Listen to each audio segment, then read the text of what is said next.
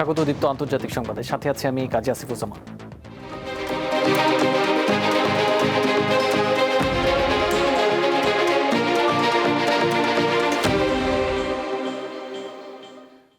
সালের 7 অক্টোবর গাজায় ইসরায়েলি আগ্রাসন শুরুর পর থেকে এই পর্যন্ত প্রায় 70,000-এর মতো ফিলিস্তিনি নিহত হয়েছে বলে মেনে নিয়েছে ইসরায়েল। জ্যেষ্ঠ সামরিক কর্মকর্তাদের বরাত দিয়ে দেশটির বেশ কয়েকটি সংবাদ মাধ্যম এই তথ্য প্রকাশ করেছে। সম্প্রতি এক ব্রিফিংয়ে ইসরায়েলি সামরিক বাহিনী গাজার স্বাস্থ্য মন্ত্রণালয়ের দেয়া হিসাব মেনে নিয়েছে বলে জানিয়েছে ওয়াইনেট সহ ইসরায়েলি কয়েকটি গণমাধ্যম। ওয়াইনেটকে এক সামরিক কর্মকর্তা বলেন, তাদের হিসাব অনুযায়ী যুদ্ধে প্রায় 70,000 গাজাবাসী নিহত হয়েছেন। এর মধ্যে নিখোঁজ ব্যক্তিরা অন্তর্ভুক্ত নন। হতাহতদের মধ্যে কারা সন্ত্রাসী ছিলেন আর কারা নিরীহ ছিলেন তা নির্ধারণে ইসরায়েল কাজ করছে। এসব বিষয়ে সম্পূর্ণ তথ্য পরে প্রকাশ করা হবে বলেও জানান ওই কর্মকর্তা। গাজার স্বাস্থ্য মন্ত্রণালয়ের সর্বশেষ হিসেবে উপত্যকাটিতে মোট নিহতের সংখ্যা 71,000 ছাড়িয়েছে।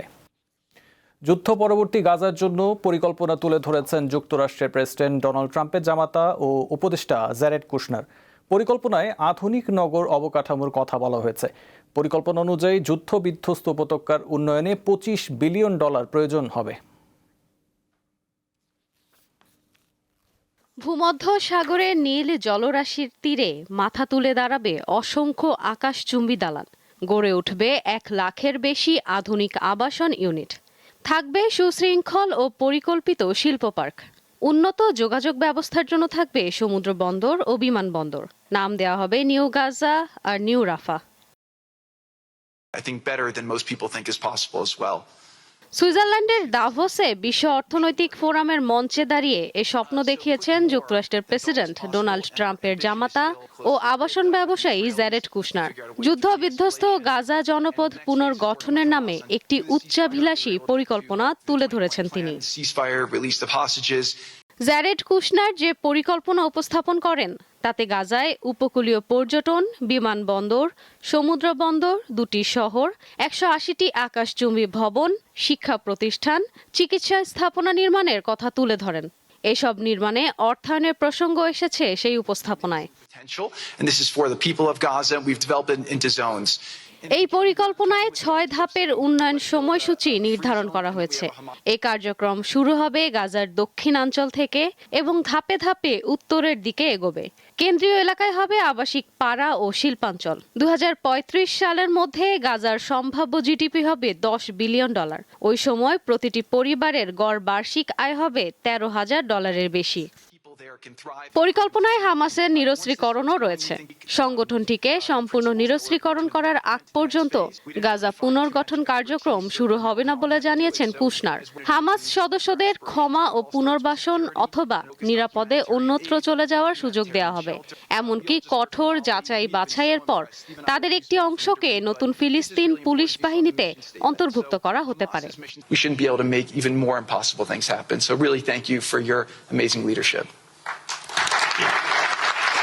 যুক্তরাষ্ট্রের প্রেসিডেন্ট ডোনাল্ড ট্রাম্প প্রশাসন এই প্রস্তাবকে গাজা পুনর্গঠনের মহৎ উদ্যোগ বললেও এখানে ফিলিস্তিনিদের মৌলিক অধিকারের কোনো বুলি নেই।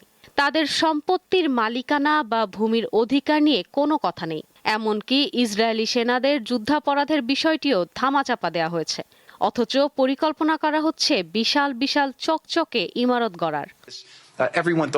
ট্রাম্পের এই তথাকথিত মাস্টার প্ল্যানকে সাম্রাজ্যবাদী দৃষ্টিভঙ্গি অভিহিত করে এর তীব্র সমালোচনা করেছেন বিশেষজ্ঞরা। তাদের মতে ফিলিস্তিনিদের সঙ্গে কোনো আলোচনা না করেই এমন একপক্ষীয় পরিকল্পনা করা হয়েছে। ট্রাম্পের বিতর্কিত বোর্ড অফ পিস সনদ স্বাক্ষরের পরপরই এই পরিকল্পনা তড়িঘড়ি করে উপস্থাপন করা হলো। গত বছরের অক্টোবরে ইসরায়েল ও হামাসের মধ্যে সই হওয়া 20 দফা যুদ্ধবিরতি পরিকল্পনার পরবর্তী ধাপ হলো এটি। পরিকল্পনা অনুযায়ী গাজার উন্নয়নে $25 বিলিয়ন লাগবে বলে ধারণা করা হচ্ছে। ইশরাত সুমা, দীপ্ত বার্তা কক্ষ। যুক্তরাষ্ট্রের সঙ্গে আলোচনায় ফেরার জন্য ইরান প্রস্তুত রয়েছে, কিন্তু হুমকির মুখে কোনো আলোচনা হবে না বলে জানিয়েছেন দেশটির পররাষ্ট্রমন্ত্রী আব্বাস আরাগচি।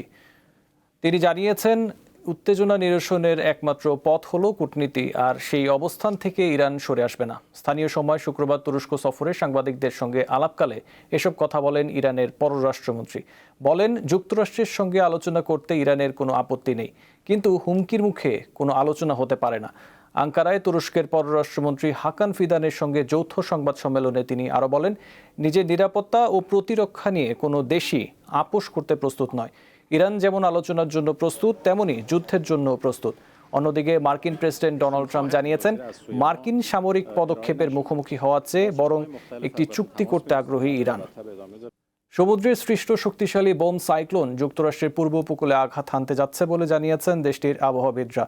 যুক্তরাষ্ট্রের নর্থ ক্যারোলাইনা ও ভার্জিনিয়ার উপকূলীয় এলাকায় এটি আঘাত হানার শঙ্কা রয়েছে। ভয়ঙ্কর এই শীতকালীন ঝড়ের প্রভাবে আগামী 24 ঘন্টার মধ্যেই যুক্তরাষ্ট্রের দক্ষিণ পূর্ব ও মধ্য আটলান্টিক অঞ্চলে অস্বাভাবিক মাত্রার তুষারপাত, বিধ্বংসী ঝোড়ো হাওয়া এবং উপকূলীয় বন্যার আশঙ্কা রয়েছে। শীতকালীন এ ঝড়টি ক্যারোলিনা থেকে শুরু করে নিউ ইংল্যান্ড পর্যন্ত বিস্তৃত হতে পারে।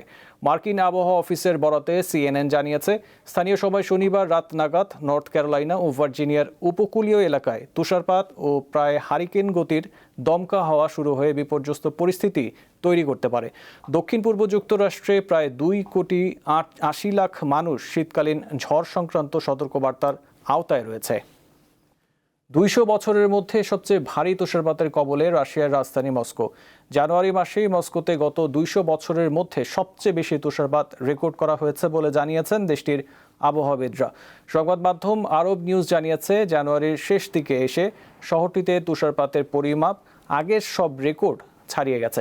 মস্কো স্টেট বিশ্ববিদ্যালয়ের আবহাওয়া পর্যবেক্ষণ কেন্দ্র জানায়, 29 জানুয়ারি পর্যন্ত তারা প্রায় 92 মিলিমিটার বৃষ্টিপাতের সমপরিমাণ তুষার রেকর্ড করেছে, যা গত 203 বছরের মধ্যে সর্বোচ্চ।